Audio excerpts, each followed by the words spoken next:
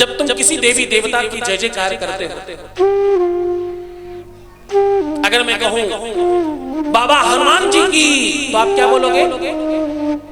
बोलो बोलो, बाबा हनुमान जी की, सीताराम जी की, राधे श्याम जी की। और महादेव की बारी आई तब हर हर महादेव। ये क्या है? एक ही ऐसे देवता है जो तुम्हारे पाप को हरण करते हैं। क्या हरते हैं? ध्यान रखना, मैं जो पहला बताया, सुख और दुख आता ही पाप और पुण्य के कारण है। तो पाप अगर समाप्त हो जाए तो क्या बचेगा जीवन में? पुण्य बचेगा। और पुण्य से क्या मिलता है? सुख मिलता है। पुण्य से क्या मिलता है? पुण्य से क्या प्राप्त होता है? सुख प्राप्त होता है। इसलिए अगर पाप समाप्त हो जाएं तो तुम सुखी हो जाओगे। महादेव का काम ही है केवल पाप हरना, इसलिए तुम हर हर महादेव कहते हो। पाप हर है।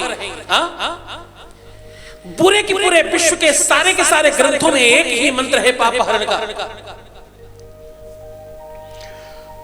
पापो हम पाप कर्मा हम। बड़े ध्यान से समझना, भगवान शंकर पाप हर है कैसे? तो बोले पापो हम पाप कर्मा हम और पापात्मा पाप संभव। इसलिए मैं पापात्मा हूं, मैं पापी हूं, मुझे रोज मुझसे पाप हो रहे हैं। ऐसा अगर तुम्हारा मानस बन जाए तो आखिरी में कितनी बढ़िया बात कही है। बोले त्राहिमाम, मैं त्राहिमाम महादेव। तो बोले त्राहिमाम पार्वती नाथ सर्व पाप हरो। क्या करो? बोले सर्व पाप हरो, सभी प्रकार के पापों को हरण कर लो महादेव। आज तो उन्हीं की गाथा सुनने का पहले दिवस में प्रवेश कर रहे हैं। वही गाथा है ये, पूरी की पूरी जो कथा है ये व्यथा हरण ही तो है। आपके रोग, आपके संताप, आपके कष्ट, आपके दुख, आपकी दरिद्रता, आपके जीवन की कोई भी ऐसी संकट की घड़ी हो, उसको टालने के लिए महादेव बैठे हैं। तुम क्यों परेशान होते हो? भूत प्रेत पिशाच शाकिनी शाकिनी ब्रह्म राक्षस बेताल, ऐसी कौन सी आपदा है जिसको महादेव काट नहीं सकते? तो सुख और दुख महादेव की कृपा से प्राप्त होता है। एक बात कहूं, माघ के महीने में शिव महापुराण सुनने से 1,00,000 गुना ज्यादा फल मिलता है। कितना? 1,00,000 गुना। आप लोगों में से भागवत कितनी बार सुना है आप लोगों ने? एक आध बार जिसने सुना हाथ उठाना। सुना है? अनेकों बार। बहुत शाबाश, बहुत बढ़िया। राम कथा सुनी होगी। हाँ? अब श्रीमद् महाभागवत महापुराण में 18,000 श्लोक हैं। कितने श्लोक हैं? 18,000 श्लोक हैं। सारे ग्रंथ पुराण मिला लो, शिव महापुराण में 1,25,000 श्लोक हैं। कितने? 1,25,000 श्लोक। ये अकेली ही ऐसी गाथा है जिसमें सारी गाथाएं आपस में इसी के अंदर समा। सारे तीर्थ बार बार, गंगा सागर सब देव हैं। और ये कौन है? ये महादेव है। तो आप महादेव के शरण में बैठकर, उन महादेव की सन्निधि में बैठकर, उनकी ही कृपा अवलंबन में बैठकर आप शिव महापुराण श्रवण करने जा रहे हैं। बोले शिव महापुराण की। आप शिव महापुराण की इस गाथा को श्रवण करने जा रहे हैं जो पापहर है, जो दरिद्र है, जो दुख है। और एक बार आपने अनेकों बार सुना है राम कथा।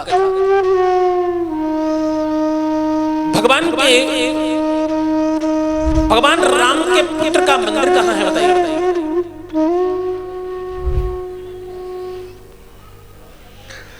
अच्छा, भगवान कृष्ण के बच्चे का नाम क्या है बताइए? उनके बालक का नाम क्या है? भगवान कृष्ण के पुत्र का नाम क्या है बताइए, और उनका मंदिर कहां है बताइए, कहां है उनका मंदिर? भगवान है, उनके बच्चे का मंदिर कहां है बताइए? गूगल पर नहीं, ऐसे ही सर्च करके बताइए, अपने आप से बताइए। हाँ, और एक बात बताइए, इनकी धर्म पत्नियों का मंदिर कहां है वो बताइए। एकांत कदाचित हो सकता है, इसमें कोई संयोग नहीं। अब मैं तुम्हें महादेव के बच्चे से परिचय करा रहा हूं, तुम सब जानते हो। महादेव के दोनों बच्चों का नाम बताइए। आप जानते हो? कैसे जानते हो, जरा सोच कर देखिए। ऐसा ऐसा अलौकिक परिवार है ये, जिनके घर के किसी भी बच्चे का नाम, किसी भी व्यक्ति का नाम आप सब जानते हैं। इनके परिवार के बगैर आपका कुछ भी चल सकता नहीं। आपके बच्चे अगर पढ़ते नहीं हैं तो इनकी ही घर की कृपा की वजह से पढ़ेंगे। बाबा गणेश विद्यादायक हैं, तो बोले मोदक प्रिया मोद मंगल दाता, मोदक प्रिया मोद मंगल दाता, मोदक प्रिया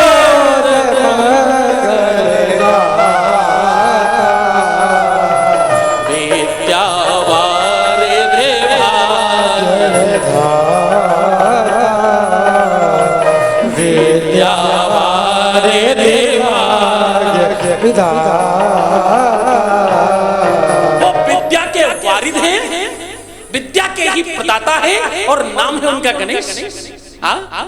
इनके बड़े पुत्र का नाम भगवान कार्तिक है। आप सब जानते हैं।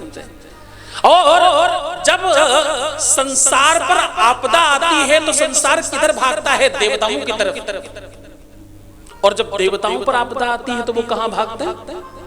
हाँ, अपने सेनापति की तरफ। उनके सेनापति का नाम भगवान कार्तिकेय है। इनकी धर्म पत्नी माता गौरी, उनके बगैर तुम्हारा सुहाग संपन्न नहीं होता। तुम सुहाग गौरी से ही लेती हो। किससे सुहाग लेती हो? माता गौरी से लेती हो। परांबा भुवनेश्वरी आदि शक्ति माता दुर्गा के चरणों में नमन करती हो तुम, और बारंबार गौरी को प्रणाम करती हो। वो उन्हीं का स्वरूप है जो दुनिया में सर्वस्व छोड़कर खड़ा है। वो दुनिया में सबसे बड़ा है, वही महादेव है। न इनका कोई लोक है, न इनका कोई अपना अलग से प्रबंध है। ये तुम्हारे ही लोक में रहते हैं, धरती लोक में रहते हैं। यही कैलाश पर उनका वास है। और उसके बावजूद सबसे बड़े हैं। ऐसा अद्भुत और ऐसा अलौकिक दर्शन आपको दुनिया में और कहीं नहीं मिलेगा। यहाँ सुख और दुख एक साथ रहते हैं, यहाँ रात्रि और दिन एक साथ रहते हैं, यहाँ असमंजसता और सामंजस्य एक साथ रहते हैं। ऐसा परिवार है। यहाँ सर्प और चूहा एक साथ रहता है। चूहे को सांप देख ले तो क्या करेगा मालूम? अगर सुबह सुबह देखा, अगर ब्रेकफास्ट नहीं किया तो लंच में तो खा ही लेगा। हाँ, परम संतोषी सर्प होगा तो हो सकता है ब्रेकफास्ट में छोड़ दे, लेकिन लंच में तो भक्षण कर ही लेगा। लेकिन इनके परिवार में चूहा बाबा गणेश का वाहन है और सर्प भगवान शंकर का आयुध है, और दोनों एक साथ सानंद रहते हैं। यहाँ कोई विवाद नहीं, या कोई झगड़ा नहीं। मोर और सर्प एक साथ रह सकते हैं क्या? सर्प को अगर मोर देख ले तो क्या होगा?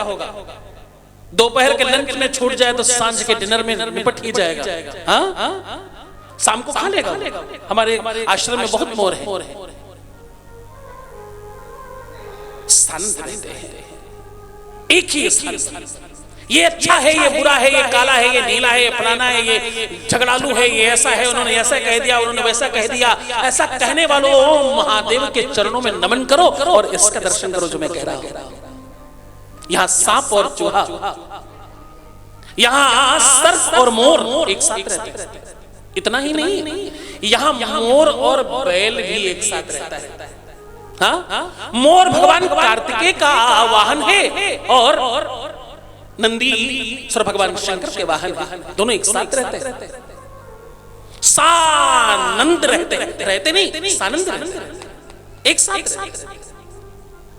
और एक बार भगवान शंकर के साथ विष और अमृत एक साथ रहता है। क्या विष और अमृत भी एक साथ रहता है यहाँ। भगवान शंकर के गले में क्या है, उन्होंने विषपान करके कहां रखा है, कंठ में। बोले समुद्र मंथनम कृत्वा हरे लक्ष्मी हरे विषम और भाग्यम फलति सर्वत्र और न च विद्या न च पौरुषम। क्या है आचार्य वर्ग, ध्यान से समझिए कि यहाँ विष और अमृत एक साथ रहता है। कंठ में विष और माथे पर जो चंद्रमा आधा कटा रखा है उससे अमृत टपक रहा है। यहाँ विष और अमृत एक साथ रहते हैं। आप लोगों को मालूम है ना चंद्रमा से अमृत टपकता है? हाँ जी ना जी, हाँ जी ना जी, हाँ तुम सब यही हो क्या? डटे रहना। हाँ जी ना जी, हाँ तुम अक्षय तृतीया को खीर रखते हो कि उसमें अमृत टपकेगा चंद्रमा से, तो ध्यान रखना तुम्हें मालूम है कि चंद्रमा से अमृत टपकता है। तो यहाँ अमृत जहां से टपक रहा है वो भी इनके ही माथे पर है, और जहां विष रखा है वो कंठ भी इन्हीं के पास में है, इसलिए ये नीलकंठ भगवान कहलाते हैं। बोले नीलकंठ भगवान की जय। तो यहाँ विष और अमृत एक साथ रहता है।